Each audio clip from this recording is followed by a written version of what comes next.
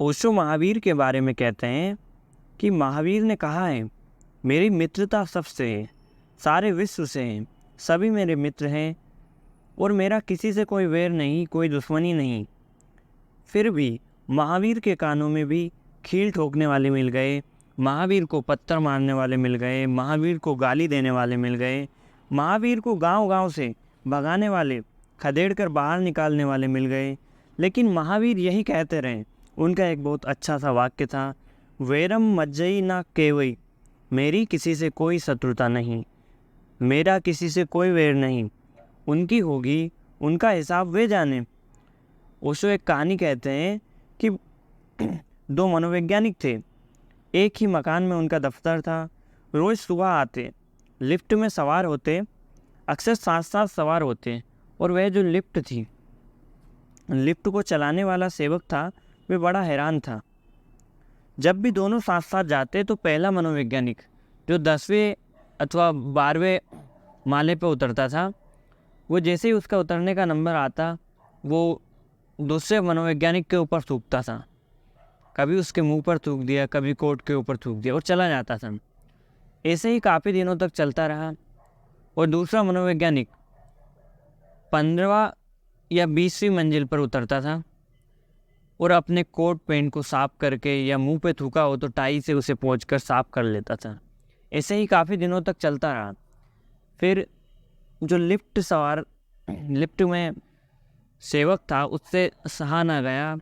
उसने एक दिन पूछ ही डाला कि ये आदमी डेली आपके ऊपर थूकता है, फिर भी आप इससे कुछ क्यों नहीं कहते, ऐसा क्यों करता है। एक दिन उसने कहा कि ये बात बहुत हुई जा रही है, ये मामला क्या है, ये आदमी क्यों आपके ऊपर थूकता है। तो उस मनोवैज्ञानिक ने कहा, ये उसकी समस्या है, ये उसी से पूछो, इसमें मेरा कोई हाथ नहीं है, ये समस्या उसकी है, उसी से पूछो। बेचारा ज़रूर कोई ना कोई पागलपन में होगा, कोई ना कोई पागलपन उसके दिमाग पे सवार होगा। असली तकलीफ है वही पा रहा है, वो मुझे दुख नहीं दे पा रहा है, वो खुद को दुखी कर रहा है।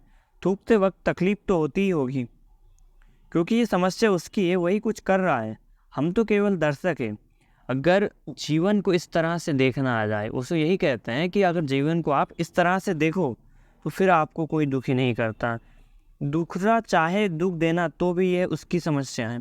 ये तुम इस भ्रांति में कभी मत पड़ना कि वैर से वैर मिट सकता है, कभी कोई नहीं मिटा पाया। प्रेम से ही मिटता है, करुणा से ही मिटता है।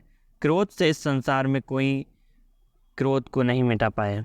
प्रेम से, प्यार से ही क्रोध को मिटाया जा सकता है और मिटाया भी गया है। और यही सनातन का नियम भी है। सनातन भी यही कहता है कि आप क्रोध को सिर्फ प्रेम से ही मिटा सकते हो। और एक बात को थोड़ा सोचो और समझने का प्रयास करो कि कोई तुम्हें दुख दे पाता है? कौन तुम्हें दुख दे सकता है? सब तुम्हारे मन का ही हिसाब है। अभी घड़ी भर पहले जो बात तुम्हें सुख देती थी, घड़ी भर बाद दुख देने लगती है। अभी जो बात तुम्हें दुख दे रही है, हो सकता है घड़ी भर बाद तुम्हें सुख दे सकती हो। ये सब तुम्हारी व्याख्याएं हैं। तुम कैसे उस बात को पकड़ते हो? क्या उस बात को रंग देते हो, क्या रूप देते हो? और अगर कोई तुम्हें दिखाई पड़ जाए, ये सब तुम अगर देखने में समर्थ हो जाओ, तो कोई दूसरा तुम्हें दुख नहीं दे सकता। तो दुख कैसे देगा?